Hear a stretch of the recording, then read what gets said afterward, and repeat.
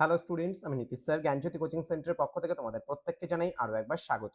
তো স্টুডেন্টস, আজকে আমি তোমাদের সঙ্গে আলোচনা করব বিকেইউ অর্থাৎ যারা বাঁকুড়া ইউনিভার্সিটি আন্ডার বিভিন্ন কলেজগুলোতে পড়াশোনা করছো 6th সেমিস্টারে, তাদের জন্য কিন্তু আজকের এই ক্লাসটি ভীষণ গুরুত্বপূর্ণ। তার কারণ আজকে বেঙ্গলি আমরা আলোচনা করব মেজর পেপার 13 এর লাস্ট মিনিট সাজেশন একক নাম্বার 2 থেকে, যেখানে বই পড়া প্রবন্ধ তোমাদের রয়েছে প্রমোদ চৌধুরী বই কিনা, সৈয়দ মুস্তফা আলী, উত্তর 30 বুদ্ধদেব বসুর, যে দেশে বহু ধর্ম বহু ভাষা রয়েছে অন্নদাশঙ্কর রায়। এই নির্বাচিত প্রবন্ধগুলো থেকে 20 শতকের আমরা কোন কোন প্রশ্নগুলো পড়লে পারে আমাদের পরীক্ষা 100% কমন পাবো, সেই প্রশ্নগুলো নিয়ে আজকে আলোচনা করবো। দেখো, প্রমোদ চৌধুরী বই পড়া প্রবন্ধের মূল বক্তব্য সংক্ষেপে আলোচনা করা। প্রাবন্ধিক কেন বই পড়াকে শিক্ষার সর্বপ্রধান অঙ্গ বলে মনে করেছেন, এটা খুব ভালো করে পড়বে।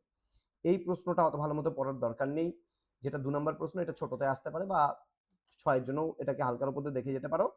এই প্রশ্নটা ভালো করে পড়বে। সৈয়দ মুস্তফা আলীর বই কেনা প্রবন্ধের নামকরণের সার্থকতা বিচার করে এই প্রবন্ধের প্রাবন্ধিকের যে সূক্ষ্ম রসবোধ ও সমাজ চেতনার পরিচয় পাওয়া যায় তা আলোচনা করো।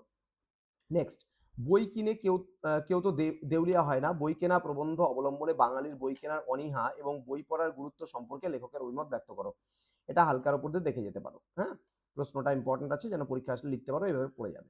নেক্সট, বুদ্ধদেব বসু উত্তর 30 প্রবন্ধটির মূল বিষয়বস্তু নিজের ভাষায় আলোচনা করো। প্রত্যেকটা বিষয়বস্তু যদি পড়ে যাও তাহলে সেই প্রবন্ধ সম্পর্কে তুমি লিখতেই পারবে।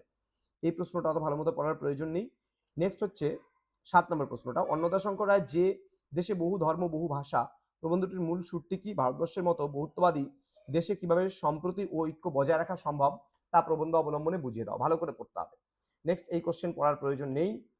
নেক্সট, 20 শতকের বাংলা প্রবন্ধ সাহিত্যের ধারায় মননশীলতা ও নাগরিক চেতনার যে প্রতিফলন পাঠ্য প্রবন্ধগুলিতে লক্ষ্য করা যায় তা সংক্ষেপে আলোচনা করো। এটাও হালকার উপর দেখে যেতে পারো। নেক্সট, এই প্রশ্নটা যেটা রয়েছে, প্রাবন্ধিক হিসাবে প্রমোদ চৌধুরীর তির্যক গদ্যশৈলী অথবা সৈয়দ মুস্তফা আলীর রাম্য রচনামূলক যে গদ্য রচনারীতির বৈশিষ্ট্য পাঠ্য মানে প্রবন্ধ অবলম্বনে আলোচনা করো। ঠিক আছে, তো এই কোশ্চেনটা অত ভালো মতো পড়ার প্রয়োজন। এবার 5-এর জন্য তোমরা যেটা পড়বা, দেখো প্রত্যেকটা লাইন তুলে তুলে প্রশ্ন আসতে পারে কিন্তু, যেমন লাইব্রেরি হাসপাতালের চাইতে কম উপকারী নয়, প্রমোদ চৌধুরী কেন লাইব্রেরিকে স্কুলের চেয়েও উচ্চ স্থান দিয়েছেন।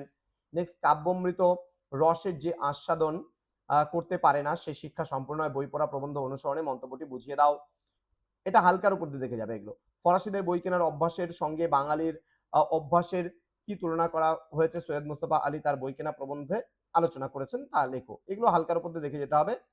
এগুলো প্রত্যেকটা প্রশ্ন কিন্তু তোমাদের হালকার উপর দিয়ে দেখে যেতে হবে। এগুলো খুব একটা বেশি আমি বলছি না ভালো করে পড়তে, এগুলো হালকার উপর দিয়ে পড়ে যাবে যেন পরীক্ষা আসলে লিখতে পারো।